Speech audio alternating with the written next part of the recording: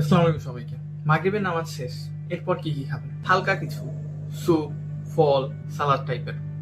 এগুলো খাইলে উপকার কি?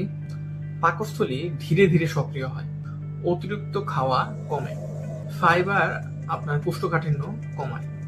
মেইন মিল অর্থাৎ প্লেটে যে আপনার প্রধান খাদ্য থাকবে সেই খাদ্যের মধ্যে প্রোটিন থাকবে একটু বেশি, যেমন ডাল, মাছ, মুরগি। এগুলো আপনাকে সারাদিনের যে কাজ করেন সেই কাজ করতে অনেক শক্তি যোগায়। কমপ্লেক্স কার্ব, ভাত বা রুটি থাকবে। এই ভাত বা রুটি আপনার আমি তো প্রেফার করি লাল চালের ভাত বা লাল চালের রুটি। অনেকে বলে খ্যাত, কি অবস্থা, ডাক্তার হয়ে গেছেন তাও আপনি এই লাল চাল প্রেফার করেন? হ্যাঁ, করি ভাই। এরপরে থাকবে হলো সবজি।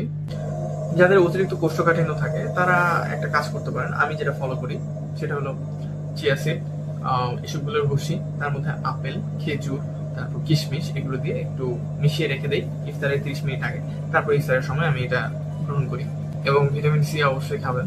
ভিটামিন সি কি বলবো, লেবুর দাম তো 200 থেকে 250, তো এটা তো তাও খেতে হবে। এক চিট করে খাবেন বা মরিচ খাবেন।